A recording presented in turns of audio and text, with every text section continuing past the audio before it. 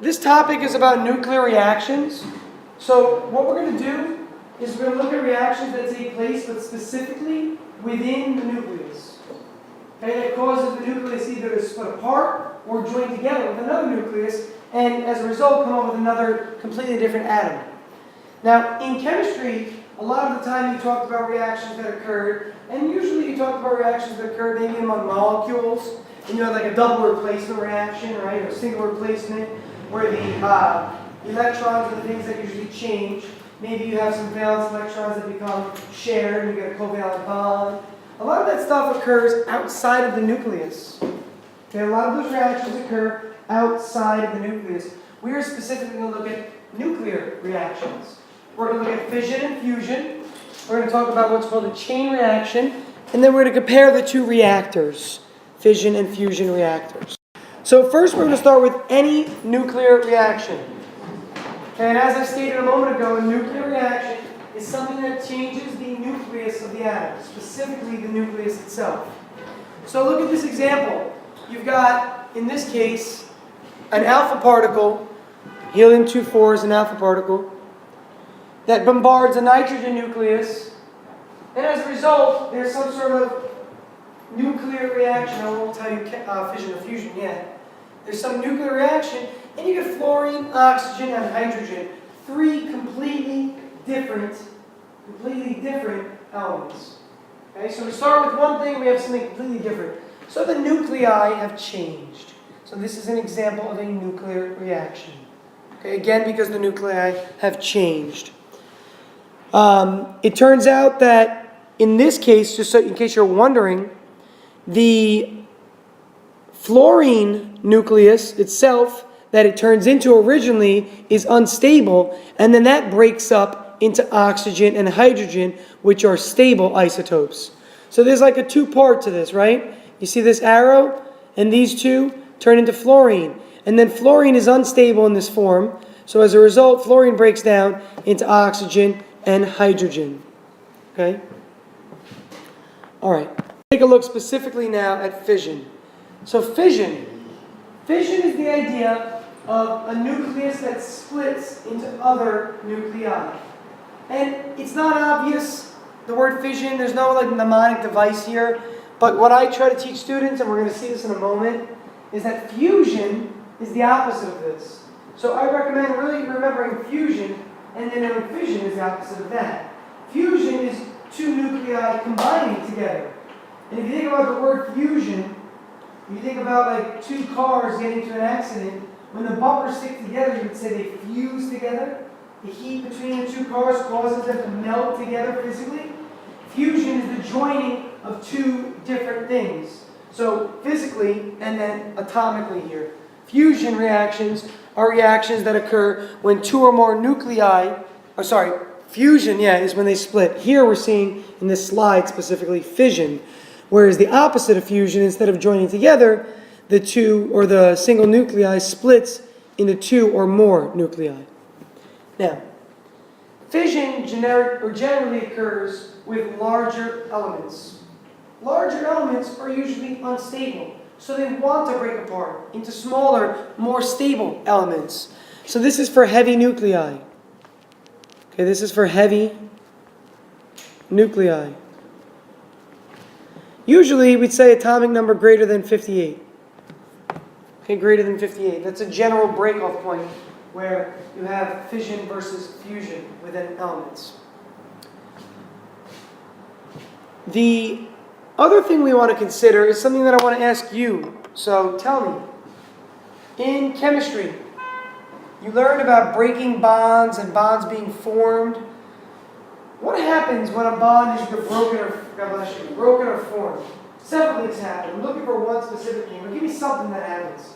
Doesn't have to be exactly what I'm looking for. Energy is released. When? When they're broken. When bonds are broken, energy is always released. That's actually what I was looking for. So great job, Nicole.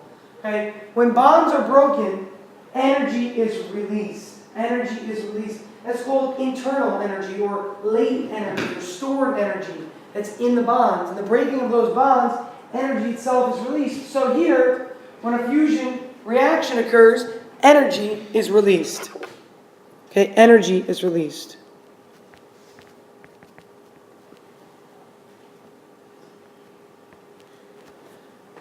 Now, the third, Sorry, is it released in a fusion or fission? in this case, it's fission. When it's the breaking apart of two things, it causes the breaking of those bonds and it releases energy. Okay? Some of the byproducts. So when you have a fission reaction, some things result, not just elements, but other particles result. And some of the byproducts, traditionally, the byproducts of a fission reaction are photons, which are energy in the form of light, energy packets in the form of light, protons, and neutrons. Why do you think protons and neutrons are also byproducts of fission?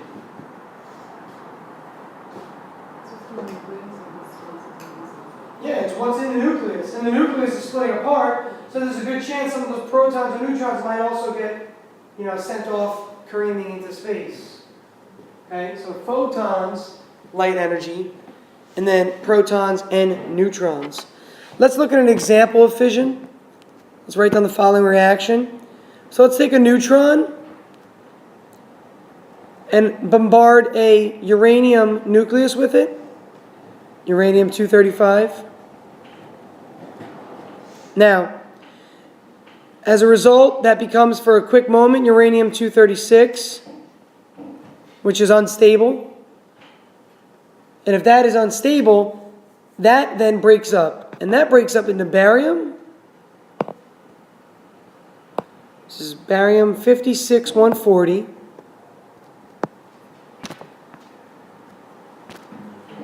Krypton 3693. And 3 additional neutrons. Okay, and 3 additional neutrons. So a neutron hits the uranium element, making it unstable. That uranium element then breaks up into barium, krypton, and 3 more neutrons. So again, this is fission because you have the splitting, right, of the element.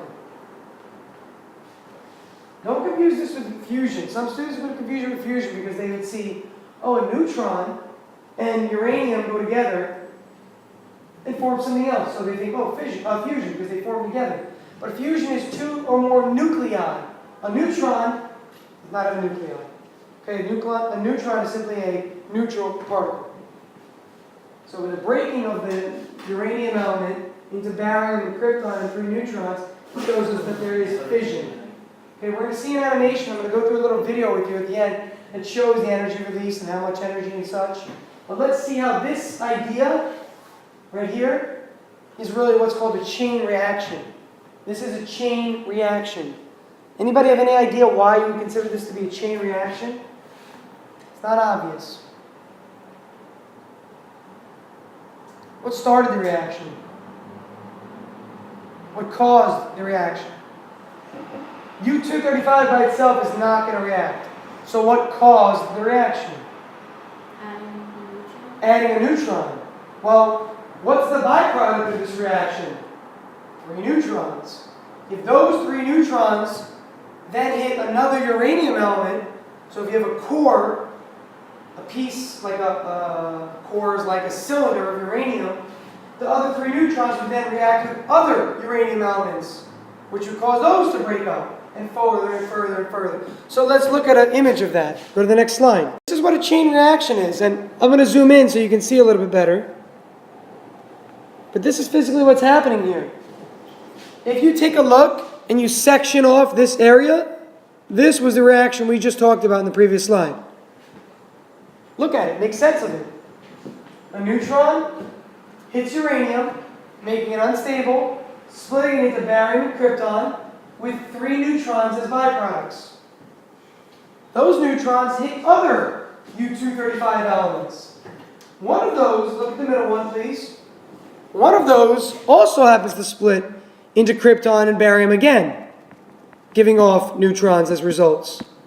But another one breaks up into bromine and lanthanum, I think, And then the other one breaks into rubidium and cesium. And as a result, these other ones also give off neutrons. This one gives off 3 as a byproduct. This gives off 3. This reaction gives off 2 neutrons. But still more neutrons are coming off, which hit other uranium elements. And do you see how this becomes what's called a chain reaction now? It continues throughout the core of that uranium. Now, energy is not like just suddenly harnessed. This is in a bath of water, which then increases the temperature of the water, which produces steam. That steam turns a turbine. That turbine turns an axle. That axle rotates an electromagnet. That electromagnet induces a current. That current is used as energy. So there's like 10 steps along this process. It's not just like, oh, here's the energy, we'll take it. It doesn't work that way, okay? The energy released is released in the form of heat usually. In this case it is. Okay, so you have an idea. Now, some interesting things to write down about this, some fun facts to give you an idea about the strength of nuclear fission. The strength of 1 kilogram, or the energy I should say,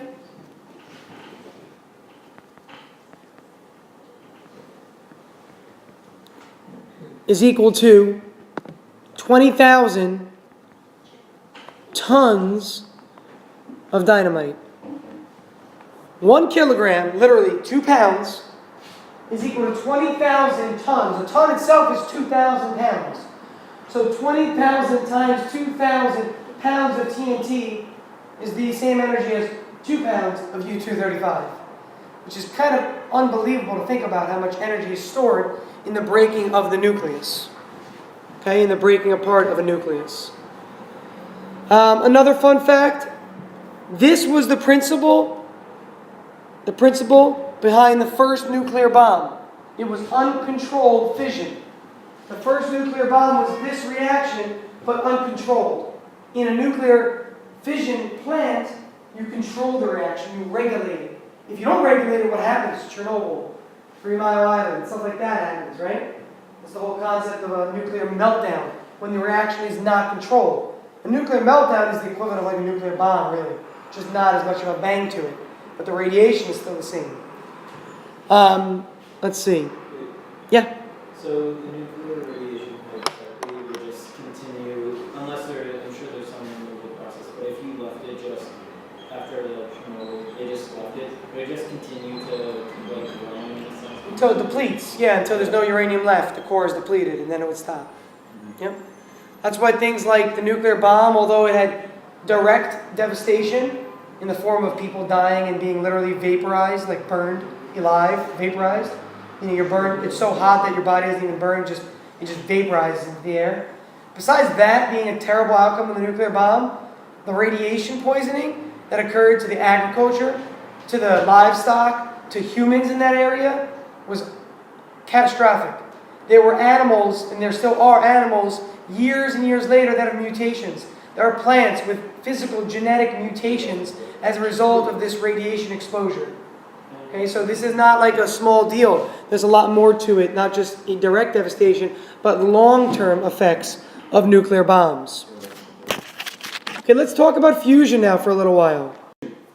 So fusion, as I mentioned a moment ago, is the opposite of fission. So if you remember fusion, because again, the two bumpers fusing together, if you remember fusion, you can remember fission as well. So fusion usually occurs with lighter nuclei. Not heavy nuclei, but light nuclei. And make sense of that. If you had a heavy nuclei with another heavy nuclei, they can't form and make a bigger one. The period of the periodic table of elements has a limitation to what it can go up to. Okay, so you can't form another element from two very heavy nuclei. It's usually lighter nuclei, and this is usually less than atomic number 58. Nuclear fusion releases more energy than fission.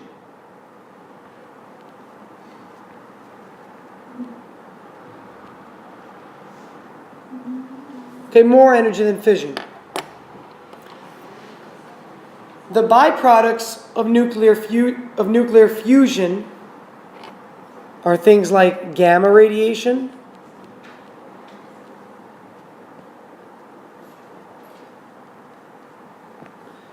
Some other particles called positrons and neutrinos, which are other fundamental particles that we didn't really look at or analyze yet. 2 different particles of many others. You're welcome to research. If you really find yourself interested, do some more research on quantum mechanics, quantum physics, or nuclear physics, or a term like modern physics would have more about this topic specifically. The principle behind fusion was really the first hydrogen bomb. And the first hydrogen bomb was what's called thermonuclear fusion. So it's a nuclear reaction, but it's a thermonuclear reaction. So there is a lot of heat as a byproduct for this. Okay, again, a lot of heat. All right, let's take a look at an example of this.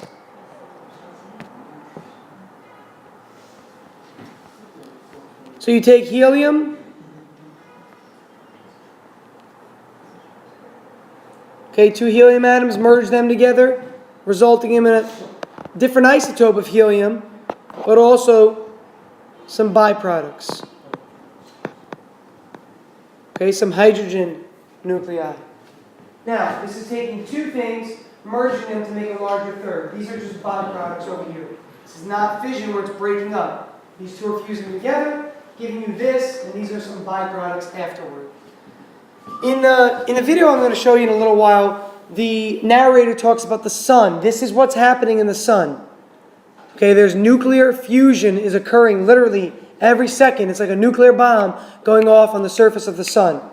Now, you might ask yourself, if the sun can use that energy, why can't we? Well, the concept that we have trouble with for nuclear fusion right now is physically just getting these 2 things to merge.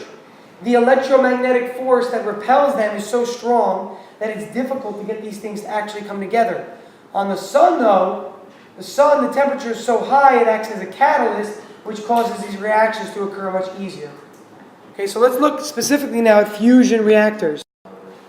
Louder? Science practice test that was one of the ACT topics, using the sun as a power source and how they're trying to do that. And that was one of the topics this Saturday? No, not this Saturday, it was a practice test. On a practice For like test. a class, yeah. But a lot of those you don't even have to know. It's usually like in the reading, right? And then you answer questions based on the reading. Yeah. Yeah, or a table or a graph. So fusion reactions, some interesting things about it. First, okay, again, this is not a common practice. It is not, a device is not really been made that is able to use fusion reactions yet. Okay, this is not like for nuclear reactors for fission, we have fission reactors, those can be controlled. Fusion reactors, there's a great desire to have this because the energy created from fusion is even greater than fission, but controlled fusion has not been successfully harnessed yet. I already told you the example of this. A good example is the sun. To give you an idea, water would be the primary fuel source for fusion. And for an example, 1 gallon of seawater, if fusion could be controlled, would be the equivalent of 300 gallons of gas. So imagine like a gallon of gasoline gets you, I don't know, 30 miles in a gallon. You put a gallon of water in your fuel tank, and suddenly you get, instead of 30 miles for that gallon, you get 300 times that. Okay, if you were able to harness the power of nuclear fusion. So water would be your primary fuel source. And the other good thing about fusion reactions is that there are very few radioactive byproducts relative to nuclear fission. Nuclear fission has a lot more byproducts that can be harmful than with nuclear fusion. Watch this video together. Your homework is those 3 questions. Let's take a look at this.